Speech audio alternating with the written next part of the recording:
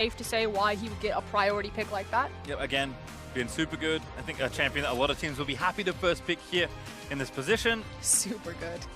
So there is Rek'Sai, the next pick there again. Nana6 sticking to a pretty solid champion. A nice takeaway from Meliodas as well. I also think that this is, frankly, a check on Vega. Like, the fact that you have the option to grab either the Jace or the Galio, and you go for the Galio, you're basically looking at Vega Squadron, and you're saying, you don't play Jace.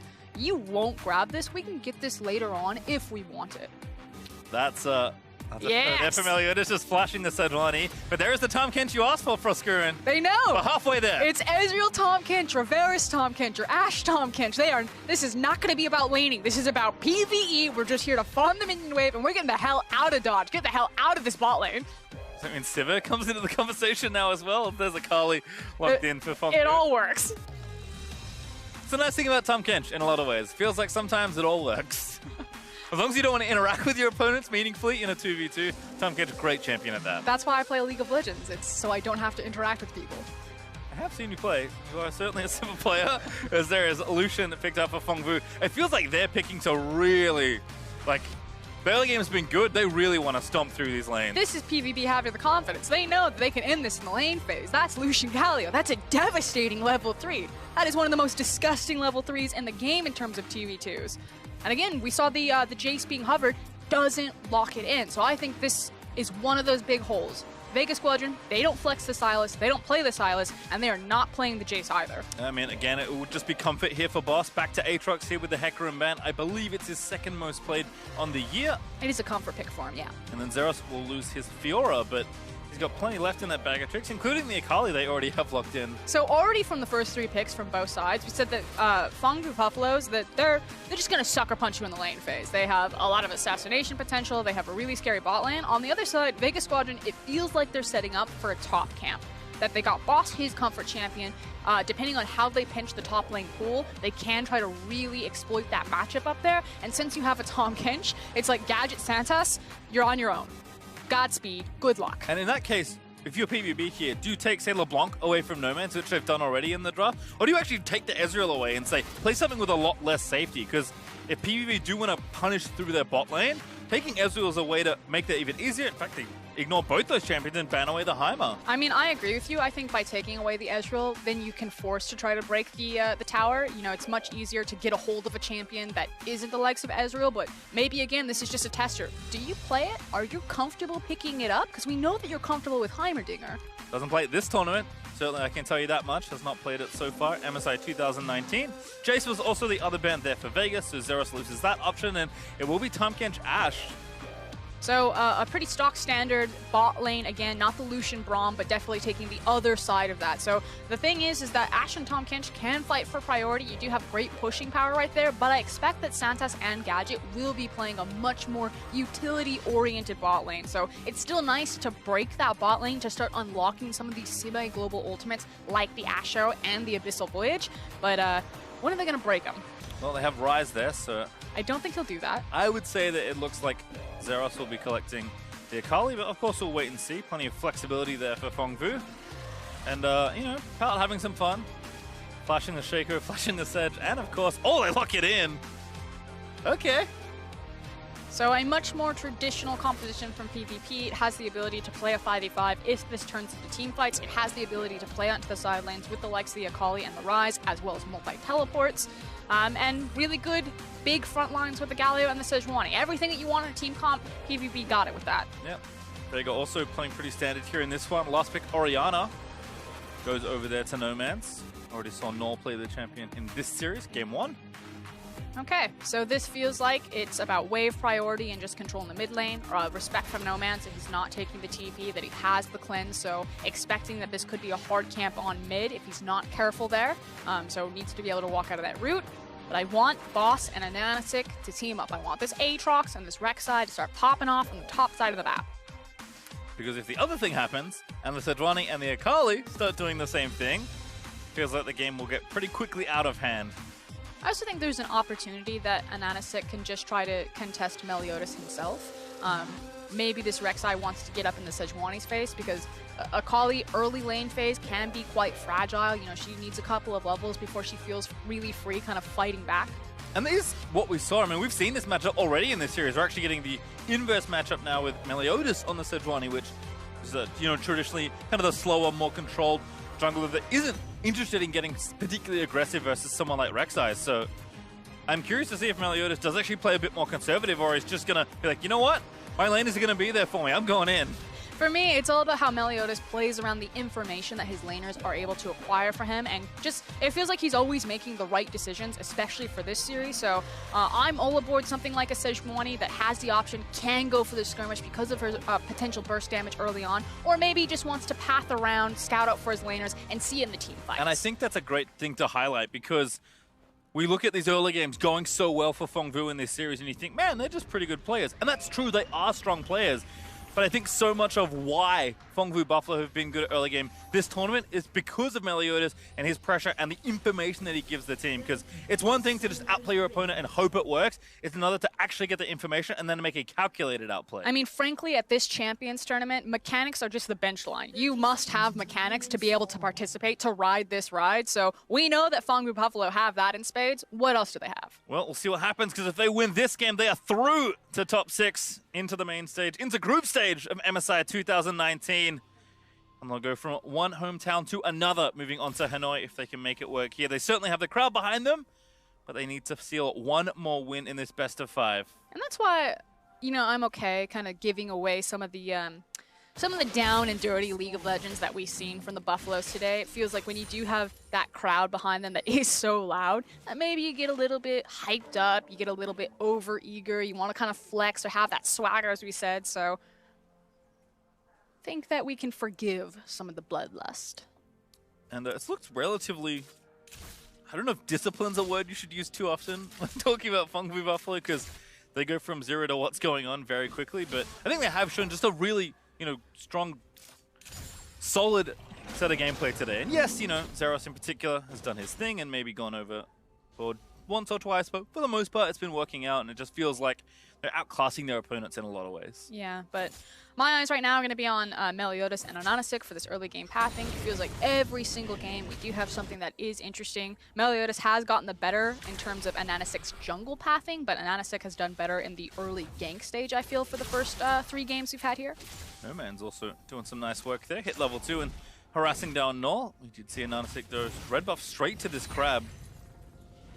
So wanted to make sure to get that first. And it looks like maybe full clear here for Meliodas, at least for now. Although Yeah. he is going to skip Wolves. And Pineapple here on Rek'Sai can look for the double crab because he can cut across his mid lane since No Man's has priority. So that's going to feel really nice. Whereas, like you're saying, Meliodas probably taking it safe, recognizing that he doesn't have priority where he wants it. This is curious, though. Spotted out his Raptor camp and then slowly went to his red. Yeah, kind of like what No Man did there, using that pressure, just threw a ward over the pit.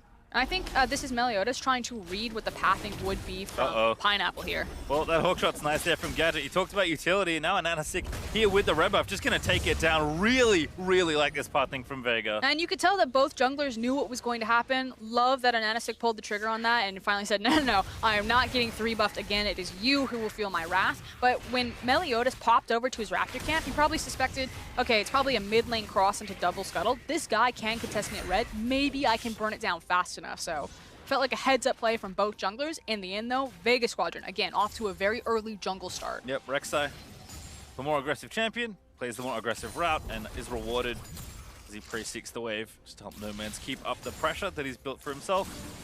Meliodas still only level 2, did take the walls, but it wasn't enough to gift him over the XP. And now Ananasik gonna see if any camps, all junglers are available. No Gromp right now, but might be spawning in a few. Probably not, though. So at least he's just going to check out and get the info, but there's no jungle at all to really clear. Yeah, unfortunately, it's kind of pathing issues like that where I'm like, Ananasik should have just assumed and then gone back to his jungle. He doesn't place any wards. Maybe there's a possibility that he looks for a dive, but you're against the likes of an Akali who has access to the Shroud as well as the Flash, so you want to respect that at least early on when all these champions are quite squishy. But he does lose, a bit of the tempo that he got by sealing away that red buff by peeking in and looking at that top blue side jungle. Well, it was briefly a 2-level lead, but with the Krugs now being finished off by Meliodas, there's only a 1. But now the rest of his blue side jungle will be started by Ananasik, so Meliodas really only one thing left to do, it's try and gank a lane. Will be spotted out by a ward as he comes around this corner, though, as Santos trying to get back in position, back to safety. Wave pushing in, so no need for Gadget and Santos to do anything crazy. And Meliodas actually going to see that the blue has not been started, and Nanasik does finish off the Gromp. Don't know if Meliodas knows this has happened here. Nanasik going to sneak over. Level advantage, pops over.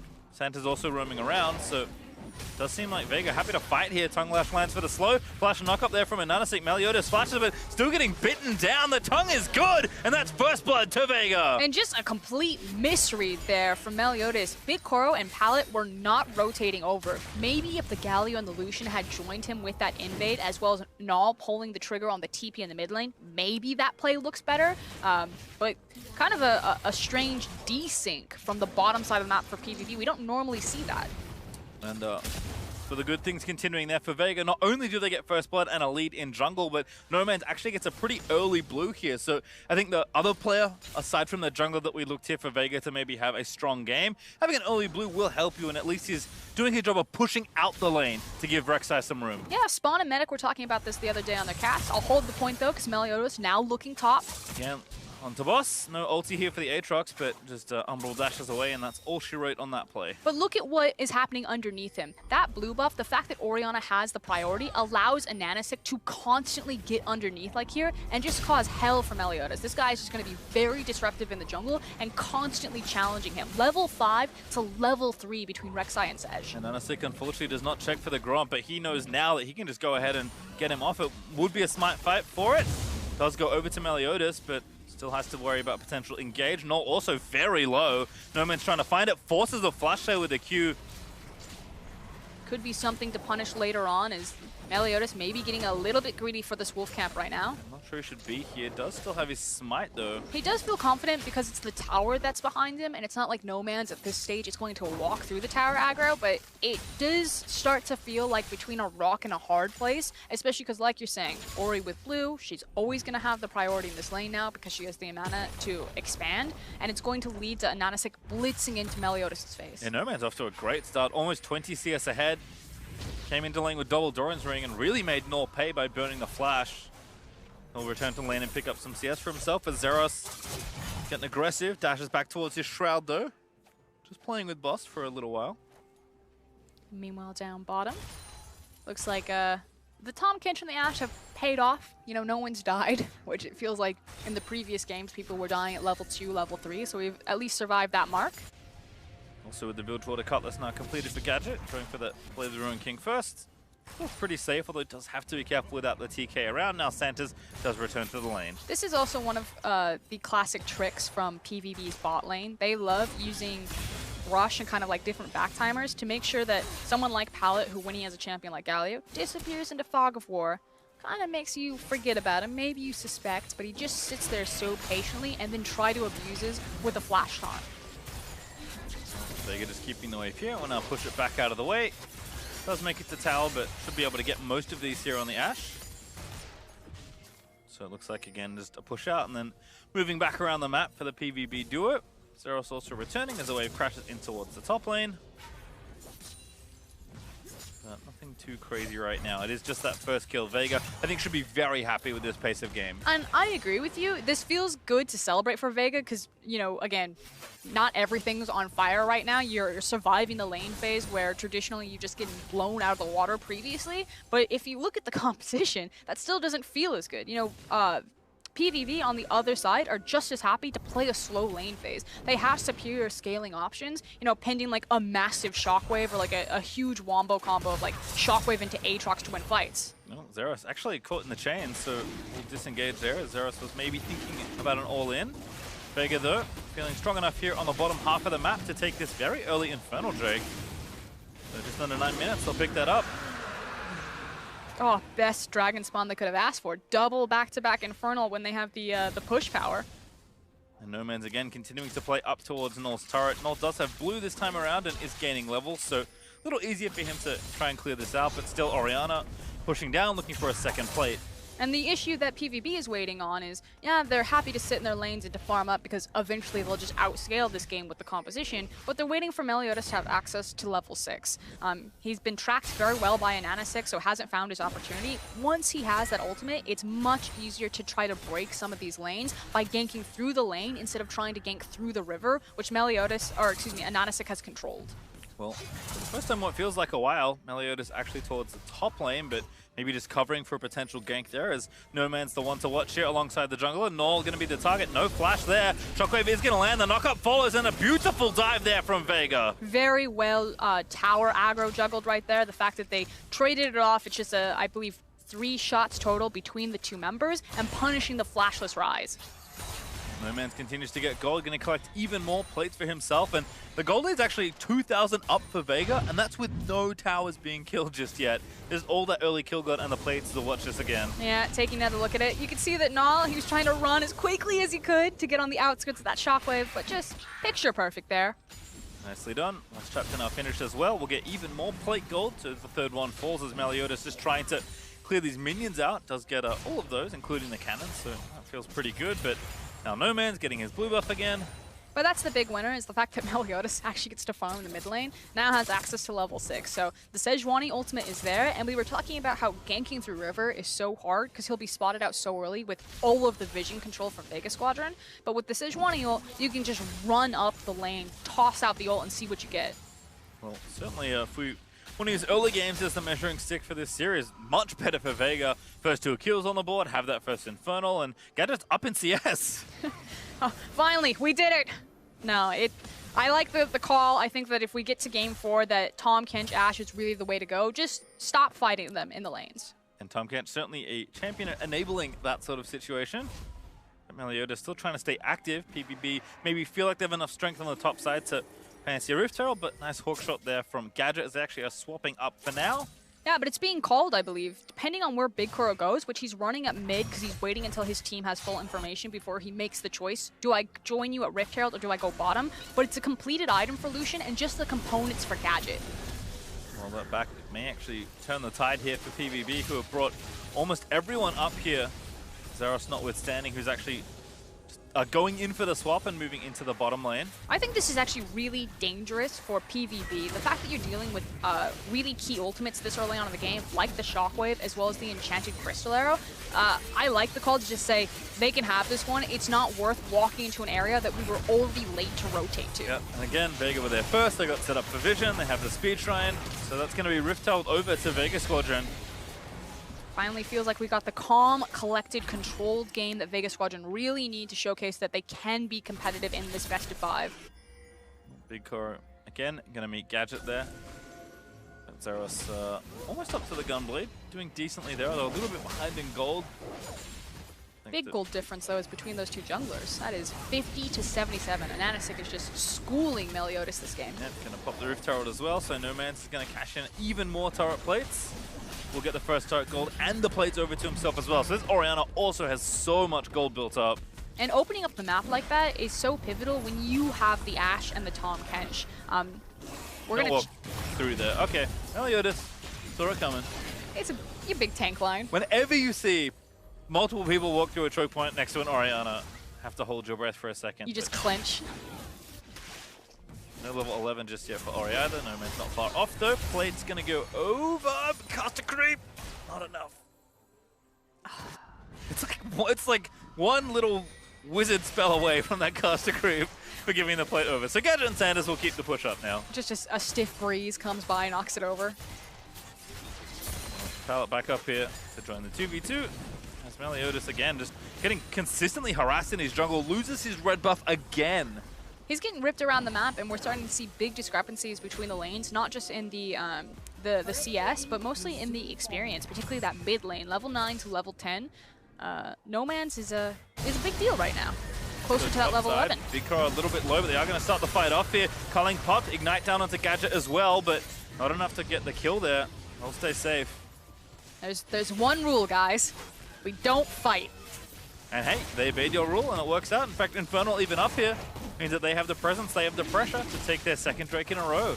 teaming up with Nomans and Ananasik. I was just talking about this Orianna level 10, that much closer to level 11. As soon as she gets it, which she got it right there, now Nomans and Ananasik are very scary for this ball delivery system. So I want to see how Vega Squadron continue to open up this map and really try to abuse the utility of their bot lane with that Ashe arrow. And look, the first, kill or two was okay, good job. You're like making a game of it, kind of slowing things down. At this point, they're actually really far ahead. I mean, these are comparable gold leads to what PVB were delivering in the last few games. Meliodas looking for something, but a cleanse from Nomans makes that a non-factor. Yeah, walks out of it. It's going to be now another repeat. Maybe you attempt that gank again on Nomans, but I was actually looking at this. Who does Meliodas actually pick to try to gank with the Sejuani ultimate? When you're against a Tahm Kench, I'll hold it. Gadget flashes, pallet follows, and that's going to be the first kill over to Fengvu.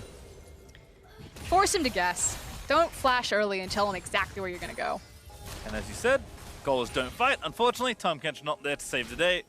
Well, that is Gadget falling down and giving the first kill over to the VCS representative. Big Koro now. And that Blade going to try and push down and get a bit more turret damage done. But as you can see, 6 plates and 0 versus 0 means almost 1,000 extra gold given over to Vega. Still a lot more power stacked into this Vega Squadron lineup, especially as Orianna now starting to cheat up towards the bottom lane. Without Sejuani ultimate, Vega should feel really confident that if PVB hung around there, that they would look for the fight. Yeah, Nomans had the rank 2 ulti, has the Ludens already done with an extra blasting one plus the Sork shoes, so good position here for Nomans to take over this game alongside his jungler that's had another good game. Again, we talked about these teams in both their groups. When they had a lead, they really just ran away with the game for the most part. So this is finally Vega's time with a pretty substantial lead in the early game. So the question now is, can they run away with the game? We're also going to see what PVB look like playing from a back foot and if they can actually turn that into a victory. Because anytime they fell behind Team Liquid, it was basically just watching them run into the wood chipper. Well, not what you want to see if you're a fan of the home team. PVB again would like to finish off the series right now. Ananasik to ulti, maybe a little too far forward. He's Tahm Kench gonna save the day. Flashes away to the tunnel. That would have been fine just in case. I'm a little bit scared about this choice of where you're going to play on the map right now. Yes, Ananasik is very strong, but his bot lane just hasn't counted it for him. I feel like he needs to be prioritizing boss and Nomans, and that if this Rek'Sai is going to make a play, he needs to look left and right, and as long as Orianna and Aatrox are there, that's fine. If it's just Tahm Kench and Ashe, don't make that play. You see Zeros also knowing that he's getting pressured a little, so with Nomans off the map, although he's back to mid now as we can see, Zeros just gives up the turret and decides to give a bit of extra gold over to boss. And PVB again just definitely picked a comp that's a bit slower, fallen behind in the early game thanks to the efforts of primarily Vega Squadron's jungler. So a little happier perhaps to sit back and play slower with this comp, but not the kind of deficit you think of, even when you're picking something that's not quite as high tempo as it has been in the first 2 games. They still need to be really respectful of Vega Squadron. Yeah, probably in comms right now, PvP are like, it's fine, play scale, we're playing for farm right now, we're just trying to create safe opportunities, and then if someone overstays their welcome, then we look for punish. Maybe it's this bot lane.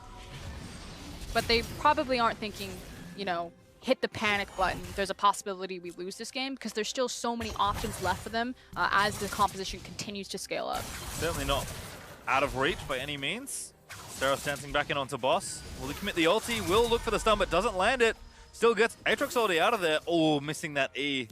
Might have been it there for Zeros, but fortunately ulti times out and he uses the second charge and boss walks away safely. And we're kind of in this lull where there's not a lot of obvious objectives for either team to play around. This would be interesting. There is TP for boss, so he could TP back into this lane.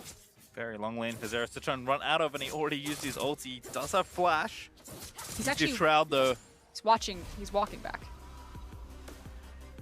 No, is it gonna try it? I think you have to go for it. You stayed down here long enough. Now Zeros sees what's up. Prayseeker misses. Zeros gonna flip away. That's going to be enough to get him out. I'm not sure about that one. It looked very scary. I'm a little bit lukewarm, I think. Zeros gets out of it. This time actually stays in the bot lane. He's pretty confident, and Ananasik has walked away from his lane.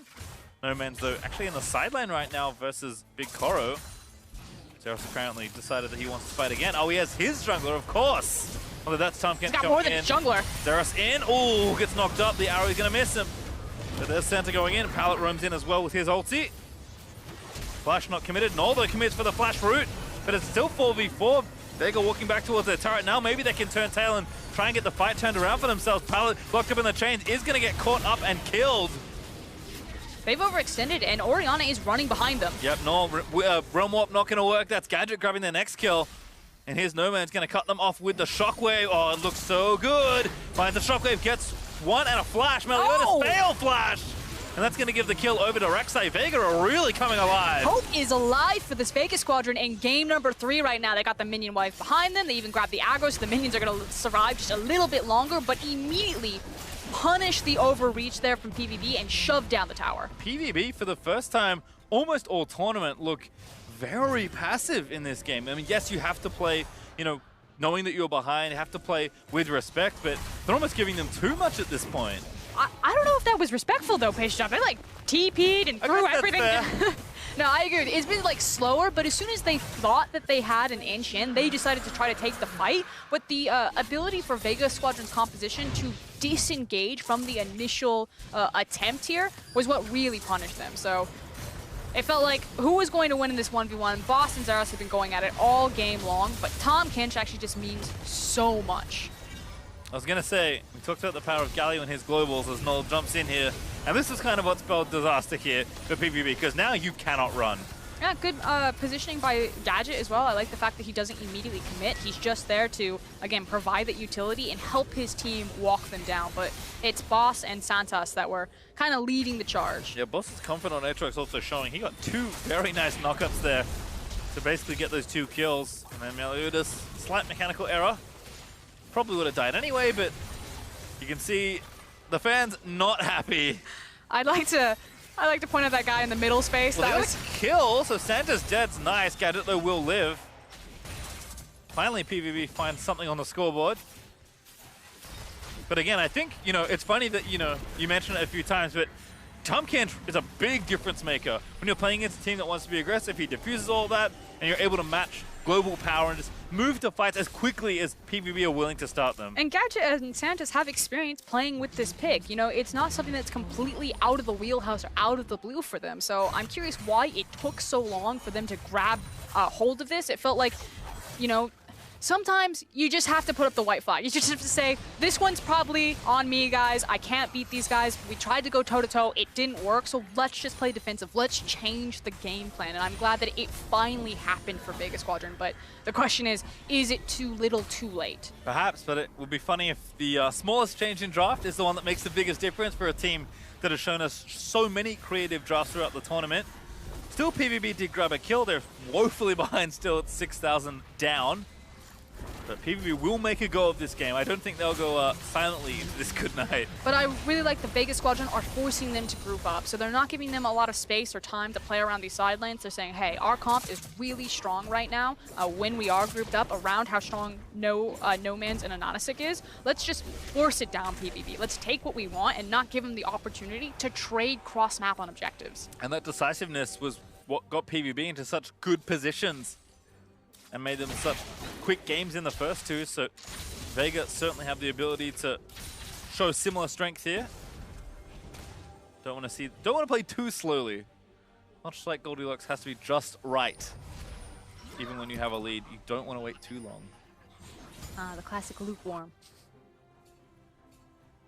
Well, Gadget finds himself some minions to arrow down. Certainly have to think that Baron is in the forefront of both these teams' minds. Isn't it a completely different game when Vega Squadron have tempo and control? Like, it just... PVB, they're in control, there's kills, everything's all across the map, it's very scrappy, it's happening very quickly. And I just love the fact that, again, Vega Squadron chose not to play into that and finally said, let's play our game. Let's try to see if we can force this team to be responsive to us. And so far, so good. Again, building a big lead. They have the runner Drakes right now, including 2 Infernal. Have a Cloud coming up in a minute 32 to add a potential 4th to their collection. Yeah, double Infernal in a Mountain is always going to feel good, especially when you have a Bork on an Ashe. No Man's also rapidly approaching item number 3. Zera still trying to find his foothold in a 1v1, but with the ulti up and not much vision, Zeros can't really overcommit there. And that's the key thing there, is that he knows that he's got the foothold. He can He can kick Aatrox when he is down right now. He's taking very short trades before he's looking for the all-in, whittling him down and kind of buying his time, but it's not having that perfect information, knowing that an Abyssal Voyage could really ruin his day. Again, you have to play with so much more respect when there's a global that can make it happen. Ulti finds Meliodas there. Arrow is good, and that's a kill for a Nanosic. And it's just that easy. Throwing the arrow from Fog of War, you can see all of the vision control that VEG Squadron have gotten. They've basically had priority over this mid lane since minute 1 in this game, especially with the early transfer of that blue buff, and it hasn't let up. And now that's a Mountain, double Infernal, and such easy Baron access. Oh, No Man's running interference. Really nice there again. Orianna so good in these choke points leading up to Baron. Null is here. Vega actually are going to commit that. Zeros keeping straight into the pit. Gets out, has to use charge 1 of the ulti already, though Baron is low. I don't think they can get it. That will be over to Vega. Smite is good. Zeros forced to get out. Boss is a little low, but he still has his ulti. So Zeros is going to get chased down. He slowly flashes into Nanosic. Unstoppable just gets an easy kill. Everyone is flashing into a wall from PVB. These are mechanical missteps left, right, and center here. And here comes Vega. Oh, knock up into the shockwave. That's a kill for Gadget. And they're not going to get off the map. Maybe they thought reset after that one kill on the Baron, but with another one now, just go straight for the objective. And that's 2 key members there, especially the Ryze, who's your primary source of wave clear, that are dead and down. You have the wave and the Baron behind them. I'm curious how confident Vega are going to feel in this push. Maybe they push for an inhib. If you turn the names off, I assume that Vega are actually Fongwu Buffalo, given how the series has played out. They're basically doing exactly what has been done to them in these first 2 games, just making it look almost effortless. And it feels like VEG Squadron finally found the blueprint. It wasn't about playing standard. It wasn't about playing cheese. It was about playing slow, about trying to control this team. Team Liquid managed to dismantle PVB when they were able to slow down the game. Don't buy into these guys. Don't get scrappy with them. And again, I mean, this is desperation here for PVB. They have to try something, but you don't have a jungler. You can't really force a team fight, so they get the Baron, and then it's just inevitable here to get a couple kills at least.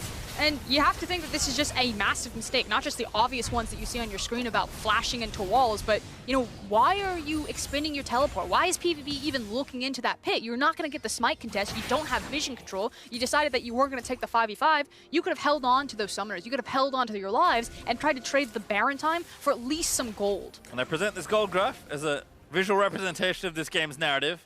It's just been a very calm, steady snowball for VEG Squadron. And now it's about if they can just crescendo on top of it. Feeling confident.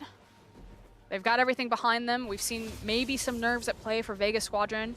When they did have leads against the Flash Wolves, it took them a very long time to close that game out. I want something a bit crisper here. You have the muscle, now use it. Have to agree, but VEG is still working on these structures. They've already got 1 inhib. They took the top after that Baron.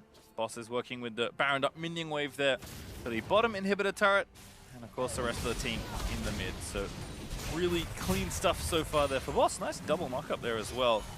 Clearly knows his way around this champion. Zeros getting low, he's poked off. That's actually an ulti in from Rek'Sai. It's an assassination! Rek'Sai just leaps in there, and PVB forced back to their nexus. Boss pops the ulti, walks up, Sanders in the belly of the Tom Kent stays safe, and this is going to be carnage here, I have to think so. Boss pops the world ender, still trying to dive under the turret. Vega trying to give them a taste of their own medicine straight into the base and back to the turrets. Yep, but now they have a waiting creep wave for them as well as a cannon. They can continue this siege, and PvP are just trying to mount the defense right now, stop the bleeding. Zeros down, 20 seconds up. Inhib going to go over, tower falls in mid. No Man's just putting in work. They're going to try a realm warp here, but Vega walk out. Gadget very respectfully flashes. They haven't gotten an inhib yet. VEG Squadron still need to complete the mission that they were sent here to do. There's one in mid, and bottom lane should be finished off by a Nanosic. There they go. With the help of the Baron up minions, so maybe stay a little while. Zeros is back up. PVB might try and find something here. They have no Sejuani ultimate, so I like this window that Vega are abusing. Yeah, they're trying to end the game. Gadget takes the first Nexus turret down. This is a deja vu from the last game. We saw Meliodas gonna get picked up by No Man's. What a snipe by the Orianna. And it feels like it's gonna be all she wrote for this game. I mean, PVB have to go soon. And even if they win the fight, it's only gonna potentially delay the inevitable. Vega are moving in for the kill. They'll find Null, they'll knock him up, they'll force a flash out of the way. Again, the Rek'Sai comes back up. They blow the Nexus open and exposed, and Gadget is just gonna put the last few arrows into their structure as Vega finally find themselves on the scoreboard. And we finally have a series here. VEG Squadron, it took a